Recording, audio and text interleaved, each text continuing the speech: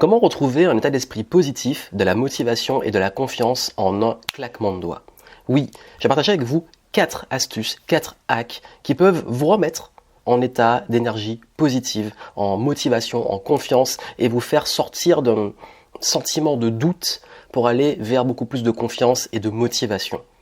Comme moi, vous êtes humain et vous retrouvez souvent dans la situation où vous commencez à douter, à remettre en question vos capacités à réussir, à envisager le pire ou à avoir des pensées négatives qui vous envahissent.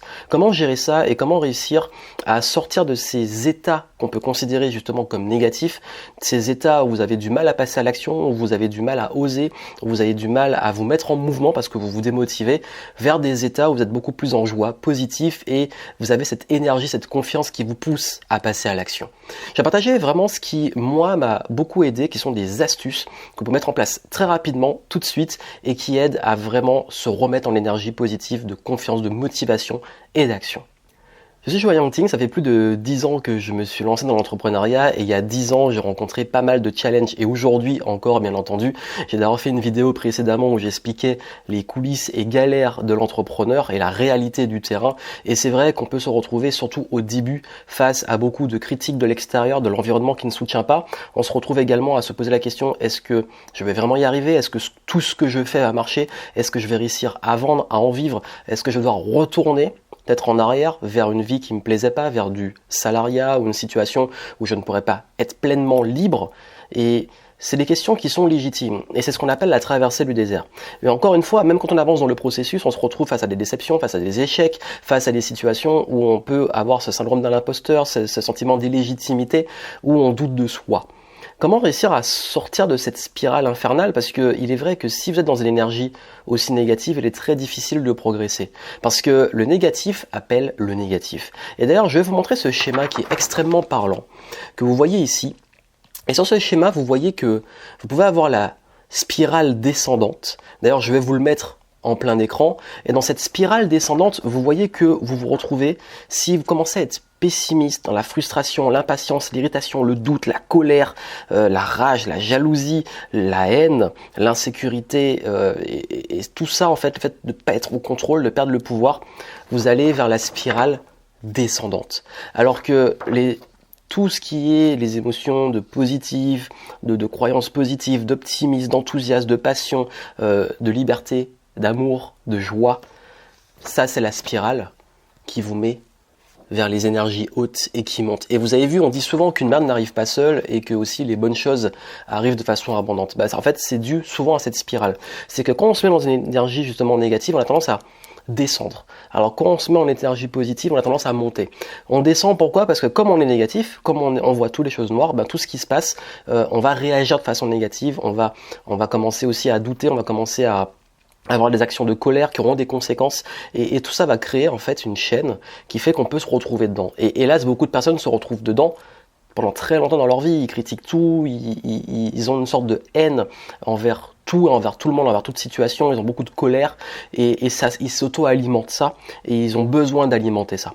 En revanche, quand on est beaucoup plus dans l'optimisme, l'enthousiasme, la joie, la passion, etc., vous remarquez que on a tendance à se mettre beaucoup mieux et à avoir une énergie qui nous enthousiasme et qui monte en fait. Et ma première astuce, c'est d'utiliser justement cet élément-là, cet élément de spirale. Et moi, ma première astuce, c'est ce que je fais, c'est que quand je commence à sentir que je suis dans ces spirales descendantes, de tout de suite me recadrer pour pouvoir comprendre déjà pourquoi je me mets comme ça et pouvoir rapidement et quand je dis rapidement, c'est presque une habitude parce que ma première astuce n'est pas vraiment une action immédiate mais plus une habitude, très rapidement me remettre dans des habitudes, des routines, des actions qui nourrissent des choses positives. Je vous donne un exemple très concret, c'est que je sais qu'il y a une des choses qui m'a le plus détruit mon estime de moi durant mon parcours d'entrepreneur, c'est le fait de se comparer aux autres. Et je sais qu'on a une tendance parfois à regarder le succès des autres, à se dire pourquoi lui ça marche et pas moi, et à beaucoup se comparer.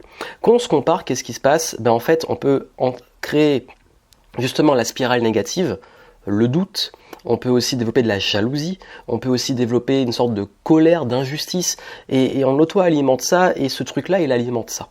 Or, si à chaque fois qu'on se compare, ça crée ce genre d'émotion, oui, il y aura toujours un travail de fond.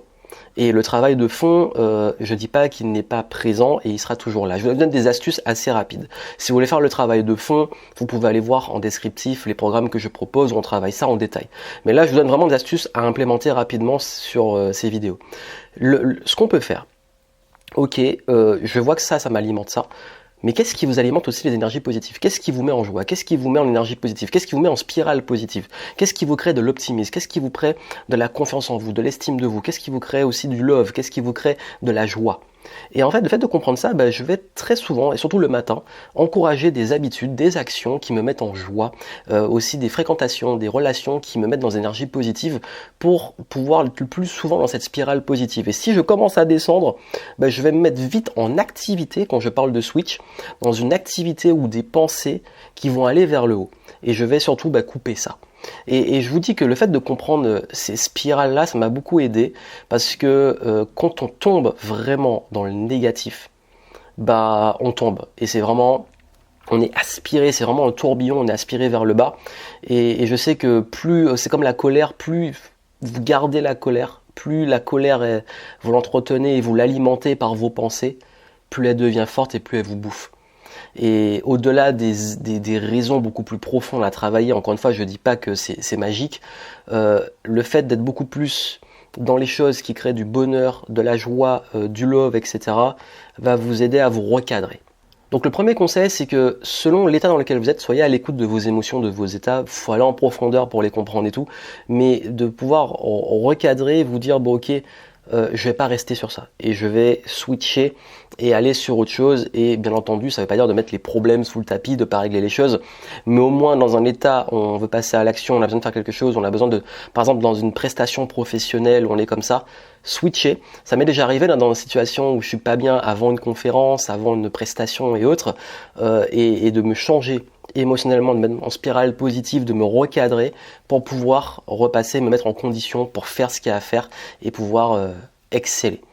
Et la deuxième astuce qui est très puissante, c'est une question qui est fondamentale, c'est une question à vous poser.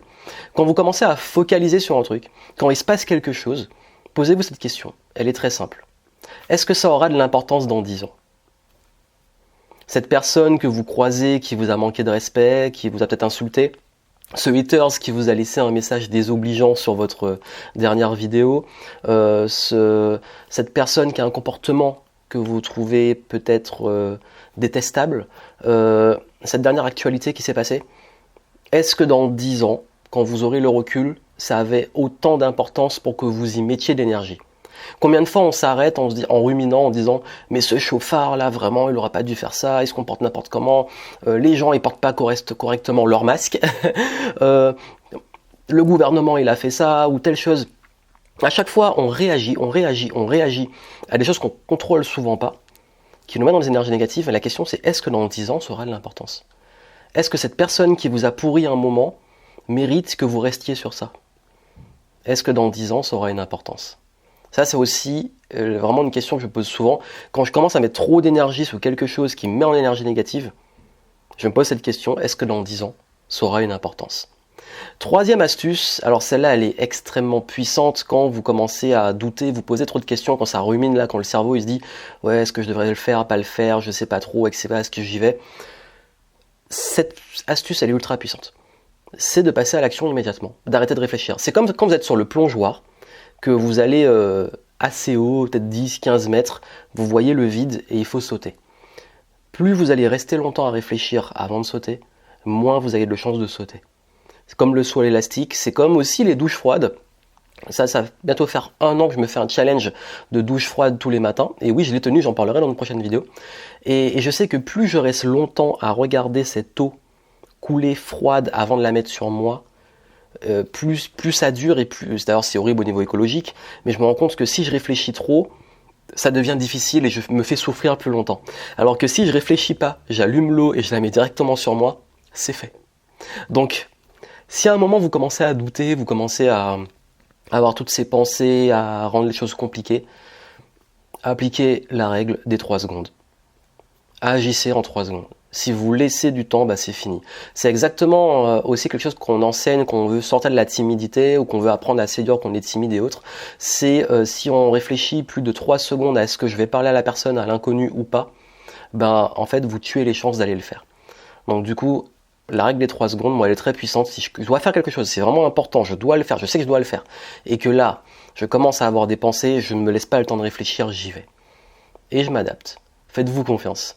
Et puis le 4e point, c'est un point qui permet de détacher son estime et sa confiance et ses émotions et même sa motivation de ses résultats. Parce que quand vous n'avez pas les résultats, quand vous mettez beaucoup d'efforts et que vous êtes déçu, parce que vous voyez que ça paie toujours pas, qu'on est dans la traversée du désert, cette astuce, moi, elle m'aide parce qu'on dit souvent il faut célébrer vos succès. Donc du coup, il faut attendre le succès pour célébrer. Mais c'est dommage parce que pour moi, le succès et même la réussite, c'est même pas un point à atteindre, c'est un processus. Pour moi, être en réussite et réussir sa vie, c'est de tous les jours se lever le matin et d'être heureux pour aller passer à l'action. Donc pour moi, vraiment, ce qui est mieux de célébrer, c'est pas uniquement les succès. Oui, il faut célébrer les beaux résultats, mais il faut aussi célébrer ses efforts. Ça veut dire que si vous voulez vous remettre au sport et que vous voulez perdre, je sais pas, 10 kilos, n'attendez pas les 10 kilos pour célébrer. Et même, n'attendez pas de perdre même 1 kilo pour célébrer. Célébrez chaque entraînement que vous avez fait, chaque fois que vous avez mangé sainement, chaque fois que vous avez suivi vos habitudes. Dans le business, vous devez aller prospecter et toucher du monde, vous devez prendre beaucoup de rejets. Célébrez chaque fois où vous avez contacté quelqu'un. Et même si vous avez eu un rejet, vous célébrez d'avoir osé le faire. Vous avez du mal à vous mettre à la vidéo, à vous lancer, à peu importe ce qu'il faut faire, l'action qu'il faut faire. Célébrez le fait de l'avoir fait. Et donc, célébrez et mettez-vous en joie pour chaque fois que vous faites de votre mieux et que vous faites ce qu'il y a à faire. Ça peut être une bonne habitude, une action importante ou autre. Et vraiment, ces astuces, elles aident de rester dans la spirale positive et de se recadrer qu'on tend justement vers ces trucs négatifs, d'apprendre aussi à se demander si quand on met de l'énergie, qu'on perd son énergie sur quelque chose, est-ce que dans 10 ans ça aura de l'importance et du coup est-ce qu'on doit vraiment le faire ou pas? Et puis surtout, de passer à l'action en moins de 3 secondes, et puis de toujours focaliser et célébrer ses actions, et pas uniquement les résultats. Et rien qu'avec ça, ce sont les petites astuces que je vous donne, ça devrait beaucoup vous aider. Et si vous voulez en descriptif, allez voir, je vous montre comment aller beaucoup plus loin et comment faire le travail de fond aussi pour devenir quelqu'un de beaucoup plus, on va dire, positif, en énergie, confiant, avec une bonne estime et de pouvoir passer à l'action, de pouvoir continuer à progresser dans votre vie. Et puis allez voir aussi les autres vidéos que je vous propose qui sont complémentaires, qui pourront vous aider. Je vous souhaite plein de succès, restez confiants, continuez, persévérez et je vous dis à très bientôt.